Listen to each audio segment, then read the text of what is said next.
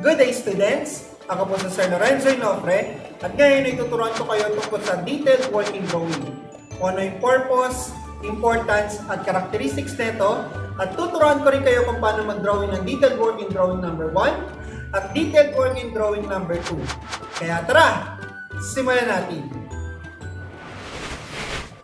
Ang isang detailed working drawing ay isang technical drawing kung saan dinadrawing natin ang part by part na isang machine or isang mechanism. Dito sa ating detailed working drawing, it provides sufficient information or mga detalye, quote-unquote, kung saan, kung paano gawin ang isang part. Now, ang detailed working drawing ay dinadrawing ng large scale or pinapalaki para makita ang ating mga object o yung mismong part. May kita dito sa isang detailed working drawing ang ating mga parts. Then, ina-encircle natin or binibilugan. Then, pag binilugan natin, ilalagyan natin siya ng leader line. Then, pagkatapos ng leader line, ay lalagyan natin siya ng notes that serve as reference. Ano ba ang purpose ng isang detailed working drawing? Una, it describes the shape of object known, lalong-lalo na kapag nakita natin to sa top view, front view, at side view. It indicates the dimension ng object or pinapakita nito yung mga sukat ng ating object or ng ating part. At it provides any additional information sa ating object. For example, kung gaano ba ito kalaki, kung ano yung pangalan nito, saan bang gawa itong materyales, etc. Ang detailed working drawing ay kalimitan makikita natin drawn in a separate sheet or magkaiwalay. Magkaiwalay yung top view, front view, at side view at magkaiwalay yung mga details. At ang detailed drawing or detailed working drawing ay makikita din beneath the assembly drawing. Kung ang isang item or isang part or isang object ay kayang ihiwa-hiwalay, so ihiwa-hiwalay po natin siyang ida-drawing o part by part po natin siya ida-drawing. Ang detailed working drawing ay dinadrawing ng mas malaki para mas makita po natin yung mismo information or quote-unquote detalye. At dito sa detailed working drawing ay makikita natin ng maigi ang dimension or sukat. Paano nga ba gumawa ng isang detailed drawing number 1 katulad nito? Ihanda ang mga sumusunod. Pencil Mongol number 1, Pencil Mongol number 2, ruler, drawing compass, at ating borderline. Gamit na ating Pencil Mongol number 1 at ruler, ay gumawa tayo ng mga guidelines. So sa paghawak ng ating Pencil Mongol number 1, dalawang daliri lang po ang ating gagamitin. Pwedeng ito, kung saan po tayo komportable. At ang paghawak po ay sa gitna o sa dulo, kung saan po tayo mas komportable ulit. Una ay gumawa po tayo ng isang vertical line simula left side papuntang gitna na may layong 11.5 centimeters. Sunod ay gumawa naman tayo ng horizontal line na may layong 7.5 cm. Lagyan natin ng marka itong dalawang linya na ito. So lagyan natin ang tuldok bilang palatandaan ng ating gitna. At tatawagin natin itong vertical center at horizontal center. Dito sa vertical center, sa left side, ay maglagay tayo ng isang vertical line sa layong 2 cm. Maglagay ulit tayo ng vertical line sa right side na ating vertical center sa layong 2 cm. Sunod ay maglagay naman tayo ng horizontal line sa taas na ating horizontal center sa layong 0.5 cm. Sunod ay maglagay naman tayo ng horizontal line sa ilalim ng horizontal center sa layo na 2 cm. Gamit pa rin na ating pencil Mongol number 1, ay maglagay tayo ng tatlong pangalan dito sa ating space. So manipis na pangalan lang dahil buburay naman natin ito mamaya. Lagyan natin ng top, front at side. Maglagay tayo ng isang vertical line. Magsisimula po tayo dito sa layong 8 cm.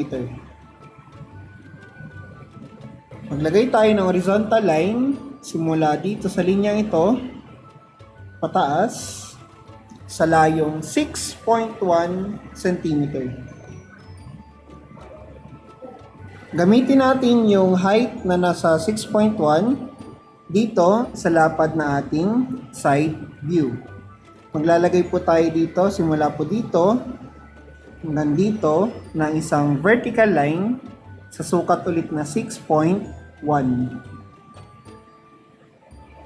Ngayon ay mag-focus tayo ng lahat na ating sukat dito sa ating top view.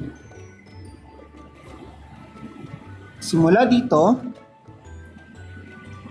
ay maglagay tayo ng 0.4 na horizontal line sa loob ng box ng ating top view.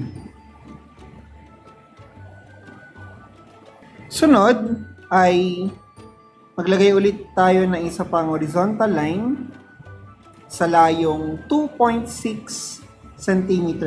Simula naman dito sa ating nagawang linya. Sunod naman ay 1.4 cm na horizontal line at 0.9 na linya. I-focus naman natin sa top view at kasama ang front view. Gamit pa rin ang pencil Mongol number 1 at ruler, ay gumawa muna tayo ng horizontal line sa front view papuntang side view sa sukat na 8.8 cm. Ngayon ay gumawa naman tayo ng vertical lines simula top view pababa dito sa front view. Maglagay tayo ng 0.4 cm na vertical line simula dito sa linyang ito papuntang right side. Pagkatapos ng 0.4 ay 0.2 naman na vertical line. Sunod ay 0.5 cm na vertical line. Pagkatapos ng 0.5 ay 1 cm. Pagkatapos ng 1 cm ay 4.8 cm naman. Ngayon, simula naman dito, papuntang left side, ay maglagay tayo ng vertical line na 0.4 cm. Sunod naman ay 0.2 cm. So meron na tayong mga guidelines mula top view papuntang front view. Mag-focus naman tayo dito sa ating front view. Ngayon naman ay maglalagay tayo ng guidelines mula front view papuntang side view. Gamit pa rin na ating pencil Mongol number 1 at ruler. So simulan po natin dito. Magsisimula tayo dito sa linyang ito, pababa, ng mga horizontal lines. Una ay 0.2 cm. Sunod ay maglagay din tayo ng isa pang 2 cm na horizontal line. Sunod ay maglagay naman tayo ng 1.4 cm na horizontal line. Simula naman dito, pataas, sa linyang ito, pataas, ay maglagay din tayo ng 1 cm na linya na horizontal line. Sunod ay 0.5 cm na linya na horizontal line sa taas ng linyang ito. Maglagay naman tayo ng tuldok simula dito, papunta dito sa layong 1.5 at 1.7. Magagamit natin ito mamaya para sa ating guidelines. Ngayon ay bumalik naman tayo sa ating top view para linawan ang mga detalye nito. Gamit pa rin ang ating pencil Mongol number 1 at ruler ay gumawa tayo ng mga hidden lines. Sa paggawa ng hidden lines, magdagdag muna tayo ng isa pang horizontal line na may layong 0.2 cm. So sa paggawa ng ating hidden lines, so 0.3 cm yung linya at 0.2 cm naman ang space. Gamit pa rin ang ating pencil Mongol number 1 at ruler. So medyo kakapalan natin ng kaunti ang ating mga lines o yung mga dashed line para makita natin yung hidden lines. Maglagay din tayo ng hidden line dito sa linya ito at magdagdag muna ulit tayo ng isa pang 0.2 cm. Maglagay din tayo ng hidden line dito at magdagdag po muna tayo ng 0.2 cm na linya. Maglagay din tayo ng hidden line dito sa linyang to at magdagdag tayo ng 0.2 cm na linya pataas na horizontal line.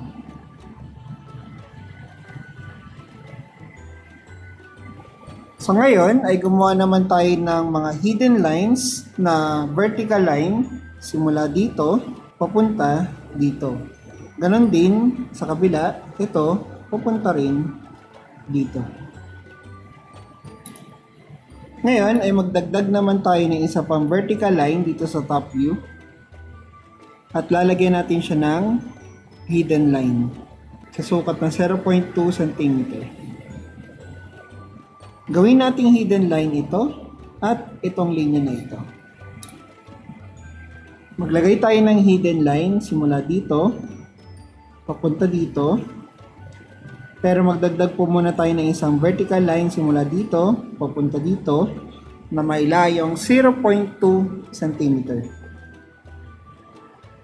Ngayon maglagay din tayo ng hidden line dito, ito at ito. Pero bago yun, maglagay muna ulit tayo ng isa pang vertical line simula dito papunta dito sa sukat ng 0.2 cm. Gamit na ating pambura, so linisin muna natin itong ating ginawa. Lalong-lalo na yung mga pagitan ng ating mga hidden lines. Huwag masyadong burahin, baka hindi natin makita itong box na ito.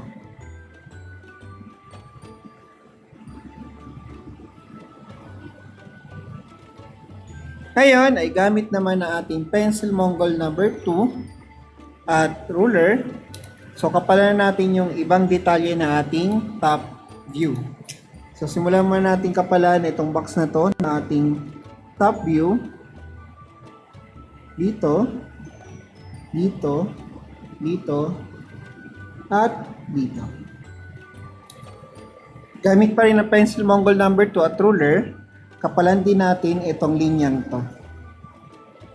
At dito sa taas, ay maglagay tayo ng horizontal line na may layong 0.2 cm. Gamit nating pencil Mongol number 1 at ruler, lagyan natin ng dimension or sukat itong mga ito dito sa right side. So sa layo na 0.2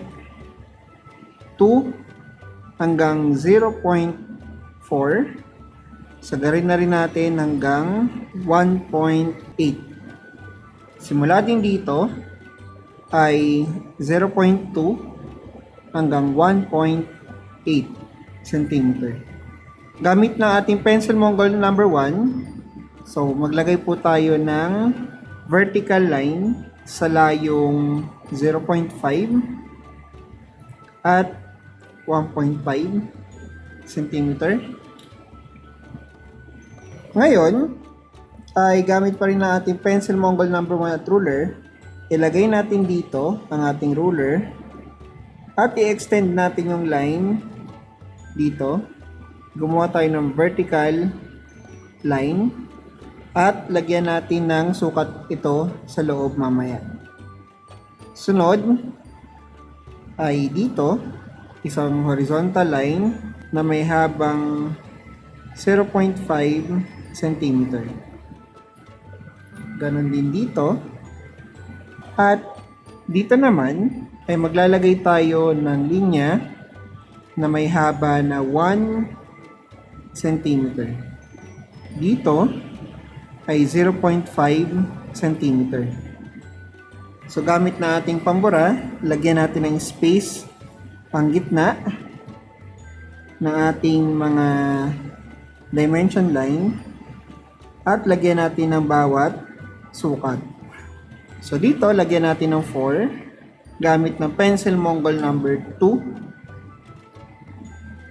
Lagyan natin ng 4. Dito ay 26. Sunod ay 14. Sunod ay 9. Dito naman ay 7. Habang sa ilalim ay meron tayong 2. Gamit po na ating pencil Mongol number 1, lagyan natin ng arrow sa magkabilang gilid ang mga numbers. Bukod sa 7 at 2. Sa 7 cm, 0.7 cm, lagay natin sa tabi ng number. Habang ang 2 ay dito sa kanyang labas. Dito naman sa baba, maglagay din tayo ng sukat na 263 at 3. Dito natin ilagay yung 2 gamit ng pencil Mongol number 2. Dito natin ilagay yung 2. Sa gitna ay 63. At dito naman ang 3. Gamit na ating ruler at pencil Mongol number 1, lagyan natin ng dimension line. Arrow sa magkabilang gilid at linya sa gitna ng mga numbers. Bilang panghuli sa ating top view, ay ayusin natin ang ating salitang top.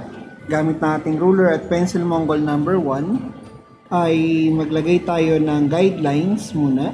Simula taas sa layong 0.3 hanggang 0.8. Burahin muna natin ito. At gamit na ating pencil Mongol number 2, ay sulatan natin to ng top. At ating burahin na ating mga guidelines. Huwag nating kalimutan, ang total height nito ay 61. Gamit po ng pencil Mongol number 2, lagyan natin ng 61. At lagyan natin ng line at arrow. At meron na tayong top view. Sunod naman tayo mag-focus sa front view. Dito sa ating front view, ay gagamit tayo ng pencil Mongol number 1 at ruler. So gumawa muna tayo ng mga hidden lines. Pero bago yon, ay maglagay muna tayo ng 7 cm na horizontal line na simula sa ating front view at tatago sa ating side view na magsisimula dito. Sunod ay maglagay tayo ng vertical line dito sa tabi ng ating isa pang vertical line. Maliit lang sa sukat na 0.2 cm. Ngayon ay pwede na tayong gumawa ng ating hidden lines. Kung saan maglalagay tayo ng hidden line dito sa linyang to, dito, papunta dito, at hidden line simula dito, papunta dito, hanggang dito. At hidden line din simula dito, ito, at ito. Kasama rin ito at ito. Gamit naman na ating pencil Mongol number 2 at ruler, ay kapalan na natin ang ibang parts. Simulan muna natin dito. Papunta dito. Hanggang dito. At ito. Gamit pa rin ang pencil Mongol number 2 at ruler, kapalan din natin ito.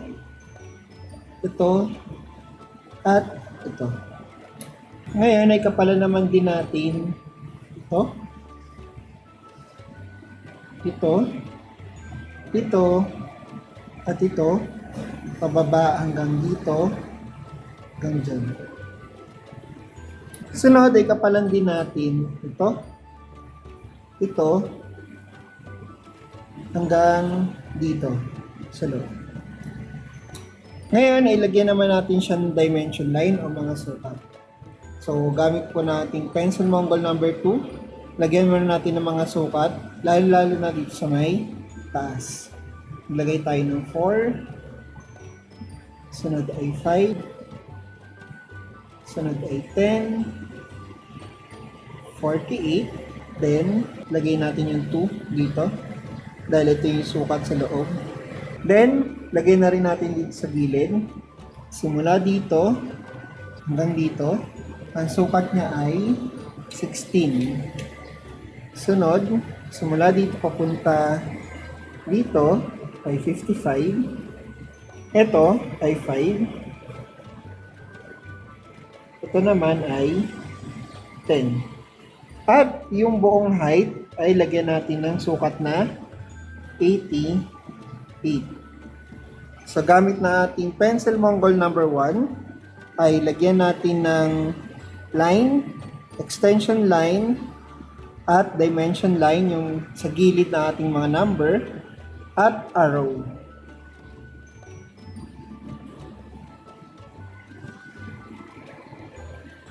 Gamit na ating pambura, so burahin muna natin itong front, at gumawa tayo ng panibagong guidelines.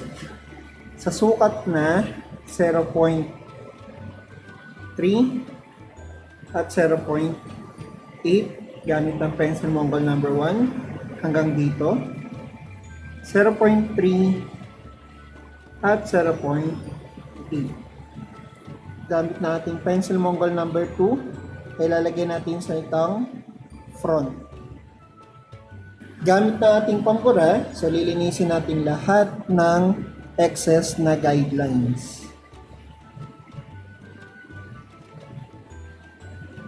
Gamit ng ating pencil Mongol number 1, 2 at ruler, pwede nating ayusin ang ating gawa kung saan nabura yung ibang mga important details. At ganito ang ating front view.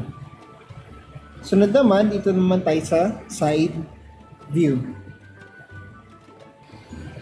Dito naman sa ating side view, ay gumamit muna tayo ng pencil Mongol number 1 at ruler, at gumawa muna tayo ng mga hidden lines. Pero bago tayo gumawa ng hidden lines, ay magdagdag muna tayo ng mga vertical lines. Simula dito, sa linyang to, ay maglagay muna tayo ng vertical line simula horizontal center pababa sa sukat na 0.5 at 1 cm. Ganon din dito, ay maglagay din tayo ng dalawang vertical line papunta naman sa left side sa sukat na 0.5 at 1 cm. Sunod ay maglagay ulit tayo ng vertical line dito. Simula dito sa linyang ito sa sukat na 1 cm at 1.2 cm. Gamit na ating pencil Mongol number 1 at ruler, so maglalagay na po tayo ng hidden lines simula dito, dito, dito rin, at ito. Gamit na ating pencil Mongol number 2 at ruler, so kapalan natin yung ibang detalye. Simula dito, ito, ganun din dito. At line, maglagay tayong line simula dito, papunta dito. So sa sukat na 0.2 cm na line, so pagtatagpuin natin dito, papunta dito. So ngayon ay magkakaroon tayo ng phantom line. Phantom line kung saan itong part na to ay nagagalaw at maglalagay tayo ng hidden line dito sa nagawa natin kanina. Sukatin muna natin kung ilang centimeter ito nagawa natin. So 5.5 at gumawa tayo ng line papunta dito sa sukat na 5.5. Simulan muna natin gumawa dito, papunta dito sa tuldok na nagawa natin kanina, na may sukat na 5.5 gamit ng pencil Mongol number 1. Ganon din ay magkaroon tayo ng 5.5 na linya dito, magsisimula dito papunta dito. Dito sa nagawa natin to na nakaangat, ay gagawin natin siyang hidden line or phantom line. Gamit na ating pencil Mongol number 2, ay kapalan natin ito papunta dito, pabalik, kanan din dito, pabalik. At kapalan din natin ito, itong linyang to. So, simula dito, papunta dito. Gamit ng pencil Mongol number 1 at ruler, maglagay tayo ng hidden line dito. Magsisimula tayo dito sa sukat na 1.9 hanggang 2.1. Gamit na ating pencil Mongol number 1 at ruler, so maglagay tayo ng guidelines dito sa sukat na 0.3 at 0.8. Burahin man natin ang setang side at gamit ng pencil Mongol number 2 ay magsusulat tayo ng seltang side. Gamit ng pencil Mongol number 2, maglagay muna tayo ng sukat dito na seltang 7 at 7. At dito ay gumawa na rin tayo ng dimension line. So gamit na ating pambura, so burahin natin ang ibang guidelines. Gamit na ating pencil Mongol number 1, number 2, at ruler, ayusin natin yung mga naburang importanteng details. At ganito gumawa ng isang side view. Gamit na ating pencil Mongol number 2, ay maglagay muna tayo dito ng detail. Lagyan natin to ng word na movable top cover. At gamit na ating pencil Mongol number 1, ay maglagay tayo ng arrow simula dito, dito at dito. At gamit ng ating drawing compass, ay maglagay tayo ng arc simula dito papunta dito. At gamit pa rin ang ating drawing compass at ruler, tapat natin ang ating drawing compass sa sukat na 1 cm at gumawa tayo ng bilog dito, dito, dito at dito. Gamit pa rin ng parehong compass na sukat na 1 cm. So maglagay tayo dito ng bilog na 1, 2, 3, at dito ang pang-4. At gamit na ating pencil Mongol number 2, lagyan natin ng word sa loob ng mga bilog na to. Dito, C, detail A, C, detail B, C, detail C, C, detail D. Gamit natin pencil Mongol number 1 at ruler, ay itutok natin ang line. Maglagay tayo ng line simula dito, punta dito, dito papunta dito, dito papunta doon, at dito papunta dito. At maglagay tayo ng leader line. At ganito gumawa ng isang detailed drawing number 1. Paano nga ba gumawa ng detailed drawing number 2 katulad nito? Ihanda mga sumusunod. Pencil Mongol number 1, pencil Mongol number 2, ruler, drawing compass, eraser, at ang ating borderline. Simulan natin. Gamit na ating pencil Mongol number 1, ay gumawa muna tayo ng mga guidelines or maninipis na linya. Simula left side ng ating border, gumawa tayo ng mga vertical lines, sukat na 7, 12, at 17. Gumawa naman tayo ng horizontal line sa sukat na 4.5, 9, 13.5, at 18.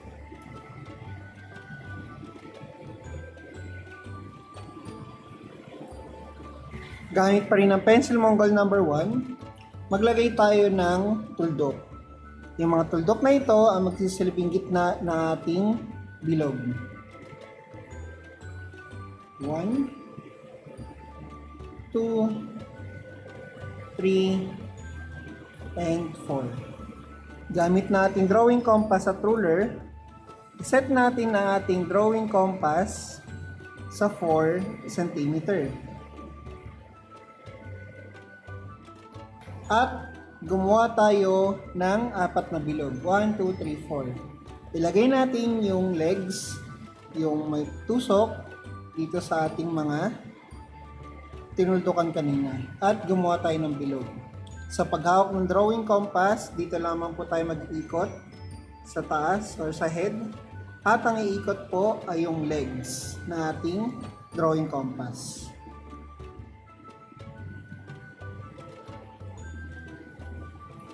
Gamit ng ating pencil Mongol number 1, lagyan natin ng pangalan pansamantala itong 4 na bilog.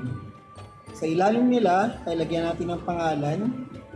Dito, lagyan natin pangalan detail A, detail B, detail C, at detail D. Ngayon ay mag-focus muna tayo dito sa ating detail A. Gamit na ating pencil Mongol number 1 at ruler. So, gawin natin yung detail ng ating detail A. Simula dito sa gitnang to, papuntang left side, ay maglagay tayo muna ng tuldok sa sukat na 2.5 at 3. Ganon din dito sa taas, maglagay tayo ng tuldok sa sukat na 2.5 at 3. Gamit na ating ruler, pagtagpuin natin ng dalawang linyang ito, simula dito, papunta doon sa taas, at ilagpas natin dito. Ganon din dito sa kabila. Maglagay tayo ng tuldok dito sa ilalim, sa sukat na 0.5 at 1. Maglagay tayo ng linya, simula dito, papunta dito, dito, papunta dito. Dito ay maglagay naman din tayo ng tuldok dito at 0.5 dito sa taas. Pagtagpuin natin yung linya, simula dito papunta dito, dito papunta dito, pero hanggang dito lamang po sa bilog. Simula dito sa linyang to, ay maglagay tayo ng tuldok dito sa sukat na 3 cm. Maglagay tayo ng linya simula dito papunta dito, pero hindi lalagpas sa bilog na ito. Ganon din sa isa, maglagay tayo ng sukat ng tuldok sa sukat na 2.5. Pagtagpuin natin yung linya simula dito papunta dito, pero hindi lalagpas ng bilog. Dito sa linyang to, ay maglagay tayo ng tuldok sa sukat na 3.5. At simula dito, papunta dito, ay maglagay tayo ng linya.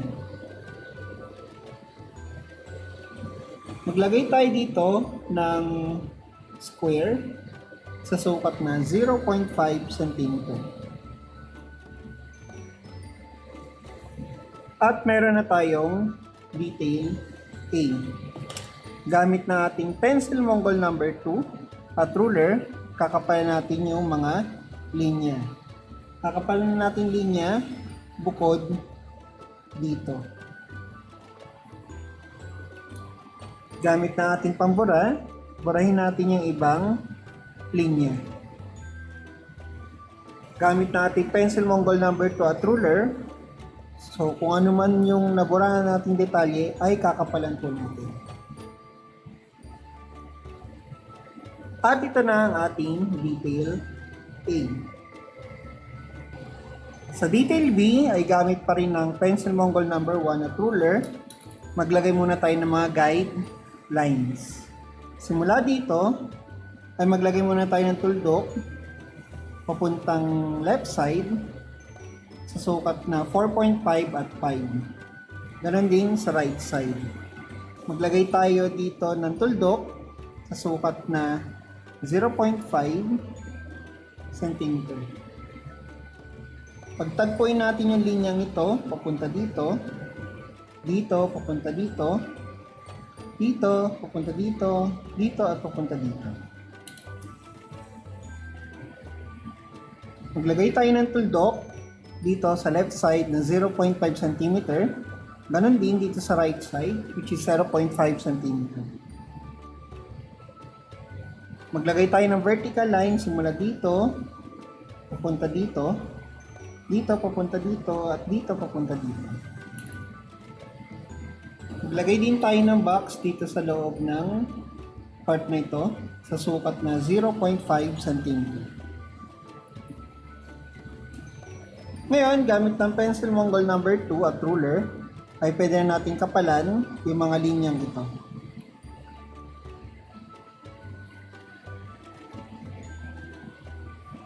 Gamit na ating pambura, so burahin natin itong mga excess guidelines natin.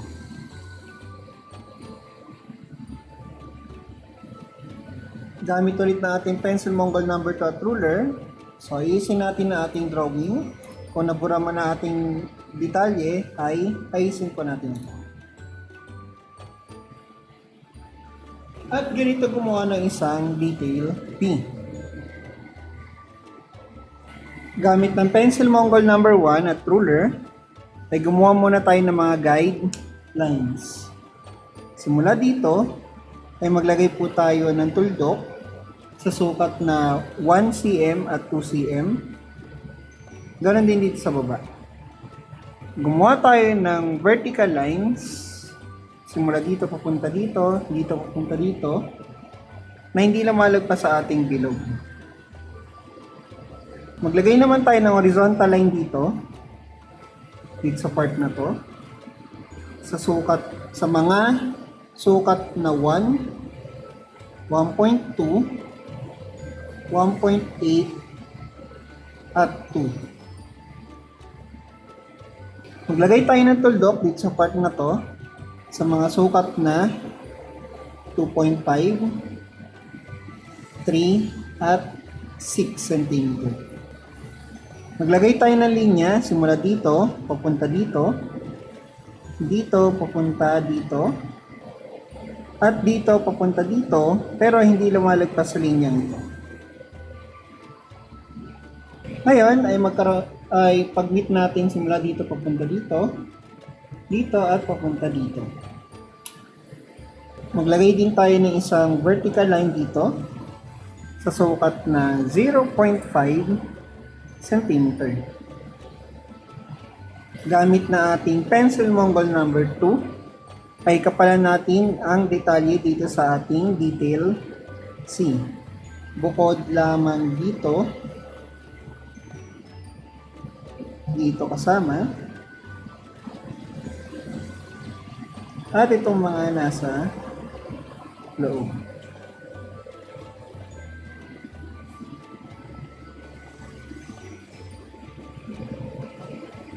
Gamit na ating pambura, so burahin natin ng ibang mga detalye. Gamit ulit na ating pencil Mongol number 2 at ruler, ayusin natin yung detalye na nabura gamit ng pambura. At meron na tayong detail C.